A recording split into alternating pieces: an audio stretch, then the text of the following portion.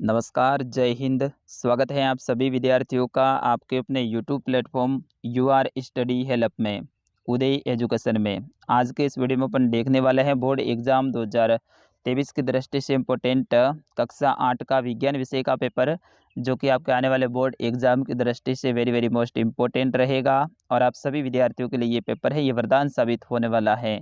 बिल्कुल ऐसा ही पेपर आपके बोर्ड के एग्ज़ाम में इस बार पूछा जाएगा और इसी पैटर्न पर आधारित रहेगा। तो आप सभी विद्यार्थियों से निवेदन रहेगा, वीडियो को अंत तक देखिएगा, वीडियो को लाइक और चैनल को सब्सक्राइब जरूर कर लीजिएगा। विद्यार्थियों, आपने ये वीडियो अंत तक देख लिया तो बिल्कुल आपको विज्ञान में बेस्ट नंबर लाने से कोई भी नहीं रोक सकता है, क्योंकि ऐसे ही प्रश्न आपके एग्ज़ाम में देखने को मिलने वाले हैं। सबसे पहले आप देखिए, यहाँ पे आपका पूर्णांक है वो 80 नंबर का रहेगा और आपका समय है वो 2.5 घंटे का दिया जाएगा। यहाँ पे निर्देश है, इसको आप पढ़ लीजिएगा। अपन डायरेक्ट चलते हैं पहले प्रश्न की ओर। पहला प्रश्न है, फसल उत्पादन के दौरान मिट्टी में पोषक तत्वों के स्तर को बनाए रखने के लिए क्या मिलाते हैं? विद्यार्थियों, फसल उत्पादन के लिए मिट्टी के अंदर पोषक तत्वों को बनाए रखने के लिए अपन खाद को मिलाते हैं। तो ऑप्शन नंबर द रहेगा इसका सही आंसर। बिल्कुल ऐसे ही प्रश्न आपके एग्जाम में आने वाले हैं। अगला प्रश्न है, निम्नलिखित में से जैव अनिम्नीकरण पदार्थ हैं। विद्यार्थियों, जैव अनिम्नीकरण पदार्थ की बात हो रही है तो आपका प्लास्टिक हो जाएगा। ऑप्शन नंबर द रहेगा इसका, ऑप्शन नंबर ब रहेगा इसका सही आंसर। अगला प्रश्न है, प्रश्न संख्या 3, सोडियम धातु को सामान्य ताप पर जिस द्रव में रखते हैं वह कौन सा है? तो सोडियम धातु है, ये अधिक क्रियाशील धातु है, इस कारण से इसको है मिट्टी के तेल यानी केरोसिन में अपन रखते हैं। तो ऑप्शन नंबर स रहेगा इसका सही आंसर। अगला प्रश्न है, अक्षय प्राकृतिक संसाधन का उदाहरण है। अक्षय प्राकृतिक संसाधन, तो विद्यार्थियों वायु हो जाएगा इसका सही आंसर। ऑप्शन नंबर स रहेगा इसका सही उत्तर। अगला प्रश्न है, निम्नलिखित में से कौन से वन्य जंतु संकटपन्न स्पीसीज की श्रेणी में सम्मिलित हैं? तो इसमें हाथी, काले हिरण, अजगर, ये सभी के सभी संकटपन्न स्पीसीज की श्रेणी में आते हैं। तो ऑप्शन नंबर द रहेगा इसका सही आंसर। अगला प्रश्न है, प्रश्न संख्या 6, घर्षण है। तो विद्यार्थियों, घर्षण शत्रु भी हैं और घर्षण मित्र भी हैं, तो उपयुक्त दोनों। ऑप्शन नंबर स रहेगा इसका सही आंसर। कई सारे विद्यार्थी मित्र भी कहते हैं, ये गलत बात है। शत्रु भी हैं, मित्र भी है, दोनों ये, ठीक है ना।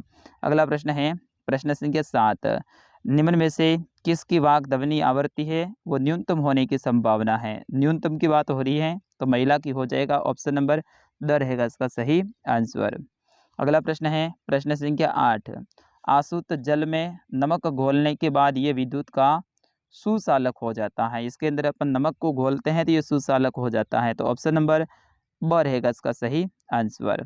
अगला प्रश्न है आपके अवसद का, कि किसी भूकंप की शक्ति के परिमाप को खाली जगह पर व्यक्त किया जाता है, यानी भूकंप की परिमाप कितना तेज है भूकंप, उसको रिक्टर स्केल पे नापते हैं। विद्यार्थियों ध्यान रखना, ये प्रश्न पक्का आपके एग्जाम में आने वाला है। तो यहाँ पे सही आंसर हो जाएगा रिक्टर स्केल। ऑप्शन नंबर अ रहेगा इसका सही आंसर। अगला प्रश्न है, प्रश्न संख्या 10, वायुमंडल में सबसे अधिक मात्रा में कौन सी गैस पाई जाती है? तो विद्यार्थियों सही आंसर होगा नाइट्रोजन 78%, और दूसरी बड़ी गैस है वो ऑक्सीजन है, ये 21% क्षेत्र में पाई जाती हैं। अगला प्रश्न है, प्रश्न संख्या 2, रिक्त स्थानों की पूर्ति कीजिए, यानी खाली जगह को भरना है। तो यहाँ पे पहली खाली जगह देखिए, फसल उगाने से पहले प्रथम चरण में मिट्टी की जांच की जाती हैं। क्या की जाती है? जांच होती है या फिर निराई होती हैं। दूसरा देखिए, धातुएं अम्लों से अभिक्रिया कर हाइड्रोजन गैस बनाती हैं। कौन सी गैस बनाती है विद्यार्थियों? हाइड्रोजन, तो इसमें हाइड्रोजन आ जाएगा। अगला है, पेट्रोलियम के विभिन्न संगठनों को पृथक करने का प्रक्रम परिष्करण कहलाता है। क्या कहलाता है? परिष्करण, तो यहाँ पे परिष्करण आ जाएगा। चौथी खाली जगह है कि जैव विविधता के संरक्षण के उद्देश्य से खाली जगह क्षेत्र बनाए गए हैं। कौन से क्षेत्र? जैव मंडल आरक्षित क्षेत्र बनाए गए हैं। कौन से क्षेत्र? जैव मंडल आरक्षित क्षेत्र, तो यहाँ पे आरक्षित क्षेत्र आप लिख सकते हैं।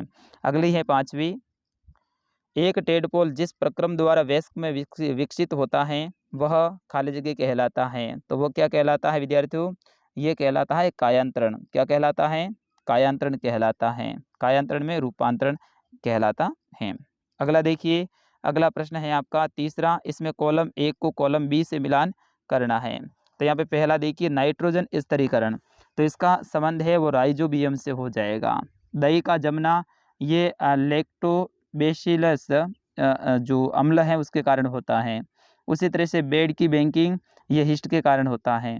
मलेरिया का कारक है ये एक प्रोटोजुआ है। HIV एड्स एक विषाणु है और हैजा का कारक है ये एक जीवाणु है। इस तरह से आपको इनको क्या करना है, मिलान करना है। बढ़ते हैं अगले प्रश्न की ओर। प्रश्न संख्या 4। अब आगे वाले प्रश्न है, इनके उत्तर आपको बताना है। अगर आपको कमेंट में आता है तो सारे के सारे प्रश्न इंपॉर्टेंट है। कोई भी विद्यार्थी इस वीडियो को बीच में छोड़ के मत जाना, फिर बाद में पछताओगे, क्योंकि सारे प्रश्न इंपॉर्टेंट हैं। यहाँ पे जितने भी प्रश्न मैं बता रहा हूँ उनको आप कॉपी में नोट कर लो और फिर उसके बाद में अच्छे से याद करना है। पॉलीथीन क्या है, चौथा प्रश्न है पॉलीथीन क्या है।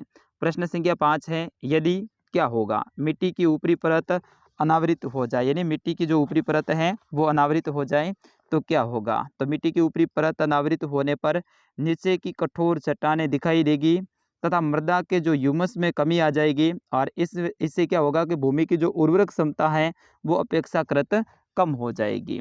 अगला इसी में है कि वायुमंडल में CO2 की मात्रा बढ़ जाए तो क्या होगा।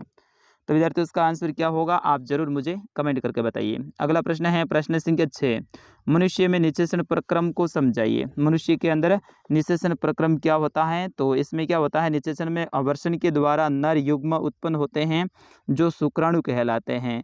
जब शुक्राणु फॉलोपिथियन ट्यूब से होते हैं और अंडाणु के संपर्क में आते हैं तो इसमें एक शुक्राणु और अंडाणु के साथ में संलयित हो जाता है और इससे जो मानव जीवन है उनका जो आगे प्रोसेस होता है।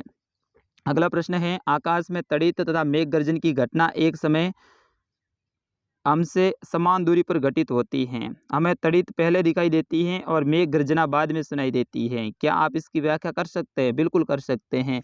आपने देखा होगा बिजली की जो चमक है वो सब पहले दिखाई देती हैं और फिर उसके थोड़े समय बाद में आपके पास में गर्जना आती हैं। तो गर्जना है वो धीरे धीरे आती हैं क्योंकि दूरी के कारण उनकी आवाज़ है वो धीरे धीरे पहुंचती है, जबकि जो तड़ित हैं जो आंखों से अपन देखते हैं सामने तो वो आराम से एकदम से उसी सेकंड में अपन को दिखाई दे देती हैं। अगला प्रश्न है प्रश्न संख्या 8, सुचालक एवं हीन चालक के उदाहरण सहित लिखिए। सुचालक क्या है और हीन चालक क्या है, इनके उदाहरण सहित आपको बताना है।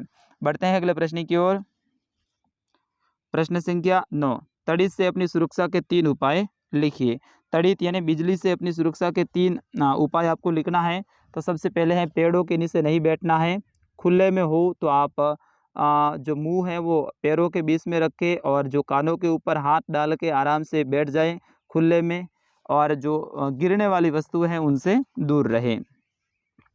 अगला प्रश्न है, क्या आकाश में तारे गति करते हैं, व्याख्या कीजिए। अगला प्रश्न है जो आगे वाले हैं वो आपके दीर्घ उत्तरीय यानी बड़े बड़े उत्तर हैं इनके। खाद विषाक्तता से क्या सही है समझाइए। विद्यार्थियों इन सभी प्रश्नों को नोट कर लीजिएगा, सारे प्रश्न इंपॉर्टेंट हैं, अच्छे से आप याद करके जाएंगे। उदाहरण देकर प्रदर्शित कीजिए कि प्लास्टिक की प्रकृति असंचारक होती है। विद्यार्थियों इनका फुल सॉल्यूशन सहित जरूर आप कमेंट में लिखिए सर फुल सॉल्यूशन, तो हम दोबारा से उत्तर सहित ये पूरा पूरा पेपर लेकर आएंगे। क्या आप नींबू के अचार को एल्यूमिनियम के पात्रों में रख सकते हैं, स्पष्ट कीजिए। अगला प्रश्न है समझाइए जीवाश्म ईंधन समाप्त होने वाले प्राकृतिक संसाधन क्यों है। प्रश्न संख्या 15 है घर्षण हानिकारक होते हुए भी आवश्यक होता है, उदाहरण देकर बताइए। प्रश्न संख्या 16 है भूकंप से बचाव के क्या क्या प्रयास किया जाना चाहिए। विद्यार्थियों ये भूकंप से संबंधित आपके प्रश्न एक पक्का आएगा, ठीक है ना। अगला प्रश्न है कृत्रिम उपग्रह क्या है समझाइए। प्रश्न संख्या जो आगे है वो आपके खंड द के अंतर्गत है और प्रत्येक प्रश्न 4-4 अंक के रहेंगे। सिंचाई किसे कहते हैं, जल संरक्षित करने वाली सिंचाई की 2 विधियों का वर्णन कीजिए। इसी में अथवा में ऑप्शन मिल जाएगा। कृषि कार्य में उपयोगी निम्न औजारों का वर्णन कीजिए। हल किस काम में आता है, कुदाली का उपयोग और कल्टीवेटर का उपयोग। अगला प्रश्न है निम्नलिखित में अंतर स्पष्ट कीजिए। वन्य जीव वन्य प्राणी उद्यान एवं जैव मंडल आरक्षित क्षेत्र, चिड़ियाघर और अभ्यारण्य, संकटापन्न और विलुप्त स्पीशीज और वनस्पति एवं प्राणी जात, इनमें अंतर स्पष्ट करना है। विद्यार्थियों ये बिल्कुल इम्पोर्टेंट ये प्रश्न है आपके एक ही पार्ट में से मेरे हिसाब से ये सारे के सारे प्रश्न हैं, तो इनको अच्छे से याद कर लीजिएगा क्योंकि ऐसे प्रश्न आपके एग्जाम में आने वाले हैं। इसी में अथवा में ऑप्शन मिल जाएगा वनो उन्मूलन का निम्न में से क्या प्रभाव पड़ेगा वन्य प्राणी के ऊपर, यानी वनो उन्मूलन का मतलब होता है वनों को नष्ट करना। वनों को नष्ट करोगे तो इनके ऊपर क्या प्रभाव पड़ेगा, किसके ऊपर, वन्य जीव प्राणी यानी वन के अंदर रहने वाले जीव जंतु, पर्यावरण, पृथ्वी और आने वाली पीढ़ी के ऊपर। बढ़ते हैं अगले प्रश्न की ओर। प्रश्न संख्या 20 निम्नलिखित की व्याख्या करो। अवश्रव्य तरंगे, पराश्रव्य तरंगे और श्रव्य तरंगे, इनमें क्या करनी, व्याख्या करनी इनकी।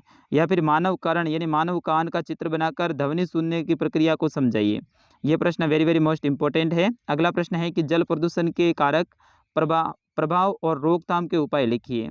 अथवा हमें ऑप्शन मिल जाएगा, आप स्वयं जल की बचत किस प्रकार से कर सकते हैं। तो विद्यार्थियों, ये था कक्षा 8 का विज्ञान का पेपर। बिल्कुल कुछ प्रश्नों के मैंने उत्तर नहीं बताए हैं, आपको फुल सॉल्यूशन के साथ में ये पेपर चाहिए तो आप कमेंट में लिखिए। बिल्कुल मैं आपके लिए हमेशा तत्पर रहूँगा और पूरा पूरा उत्तर सहित पेपर दोबारा से लेके आऊँगा। तो आप फटाफट कमेंट कीजिए फुल सॉल्यूशन और चैनल को सब्सक्राइब जरूर करना विद्यार्थियों। चैनल को सब्सक्राइब नहीं करोगे तो ये पेपर आपको दोबारा से नहीं मिलेगा। मिलते हैं अगले वीडियो में, तब तक के लिए नमस्कार, जय हिंद।